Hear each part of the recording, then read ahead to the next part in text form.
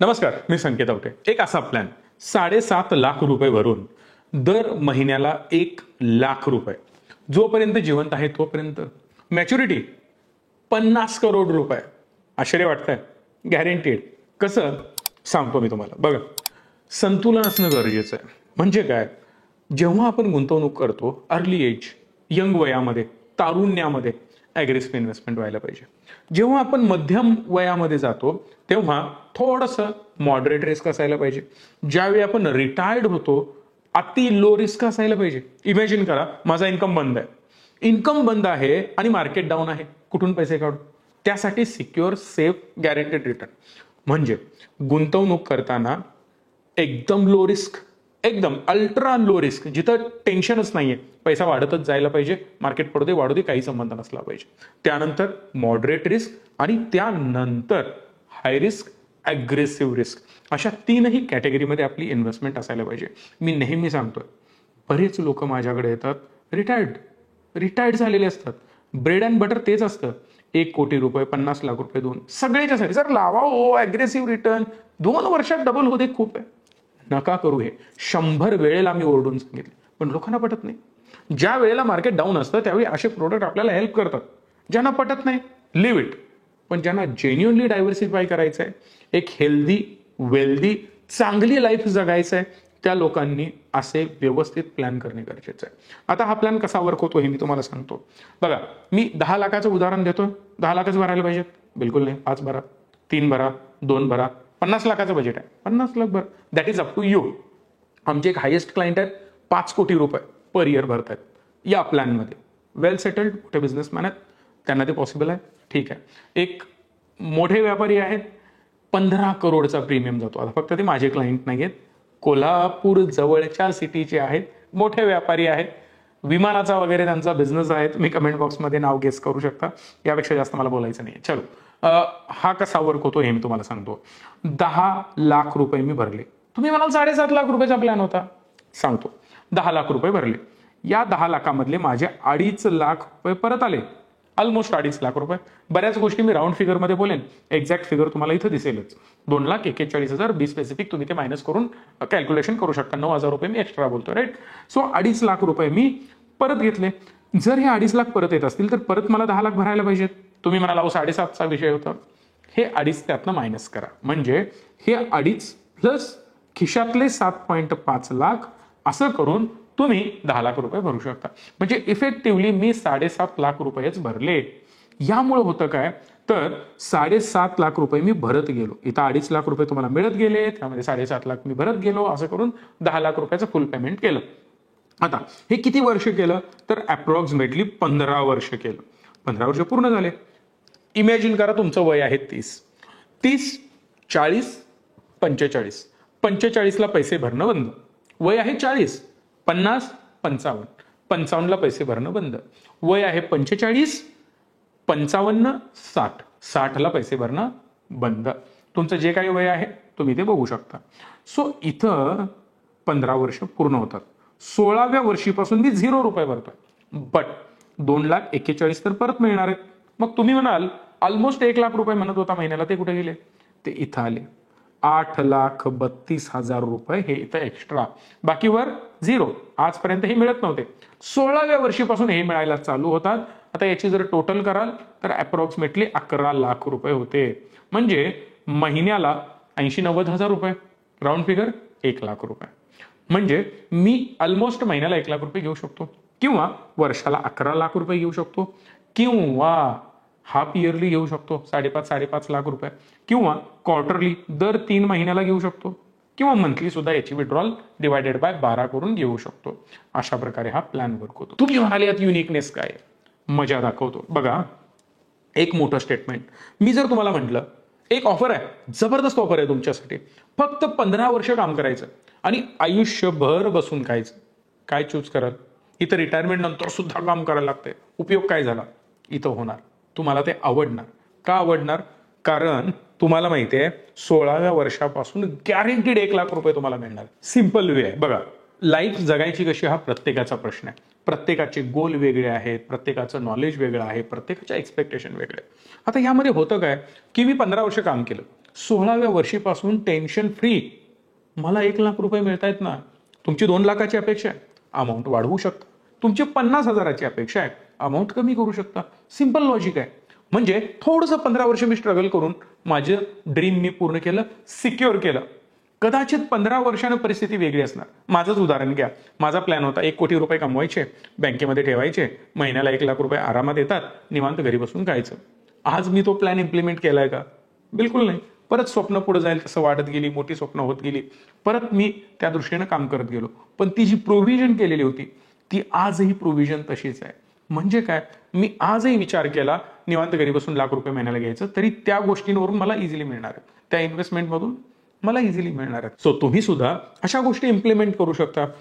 यामध्ये एक major twist आहे, मजेदार गोष्ट आहे, मी तुम्हाला सांगतो. बघा, प्रत्येक गोष्टीमध्ये काही हिडन गोष्टी असतात, काही लूप होल्स असतात. त्याचा वापर करून आपण त्याला खूप चांगलं युटिलाइज करू शकतो.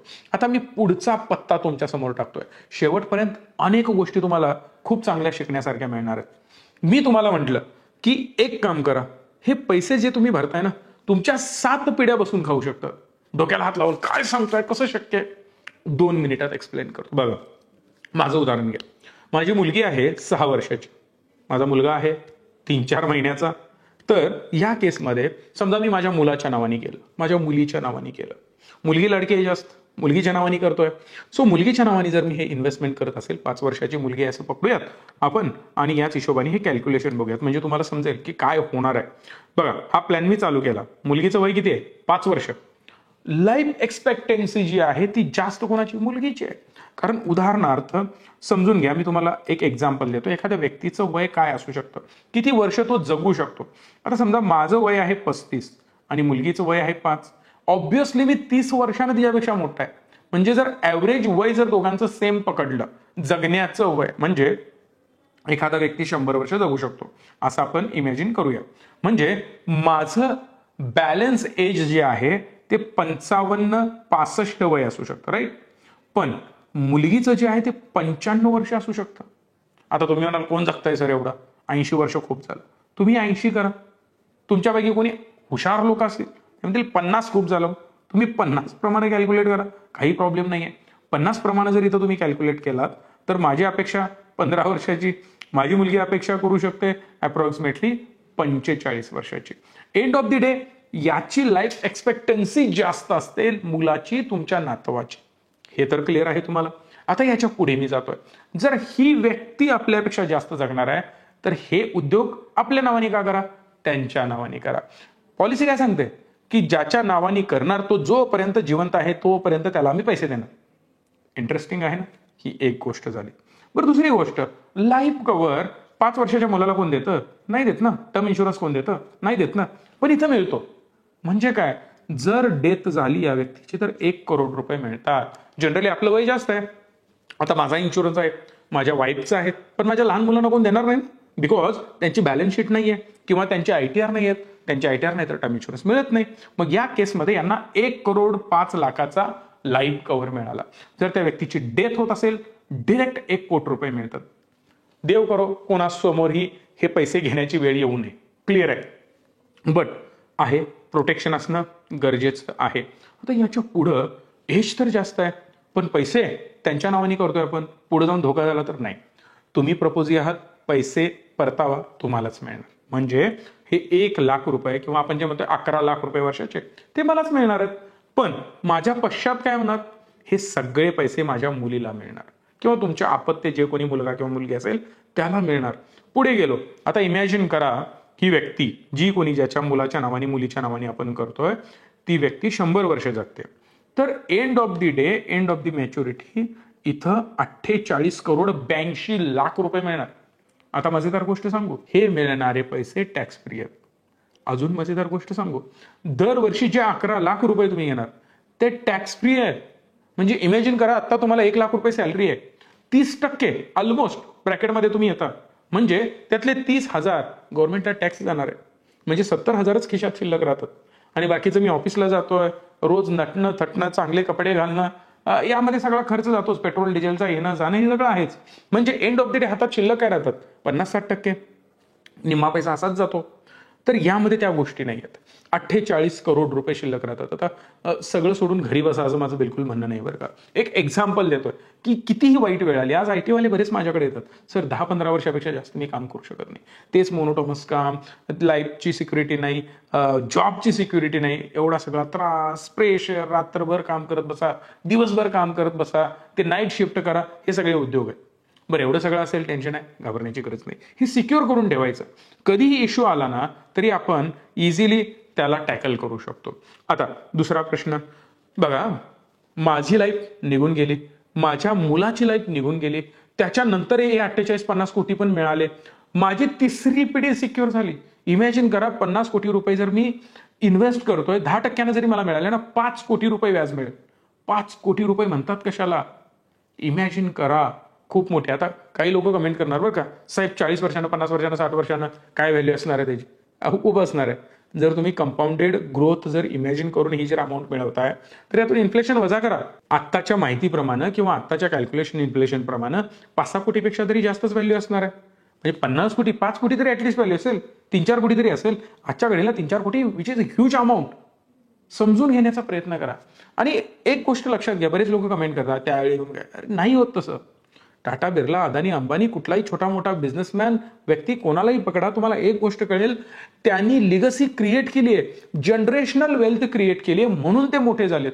आपलं चुकतंय कुठं माहिती आहे का? काय करायचं पुढच्या पिढीसाठी? नका करू हा विचार.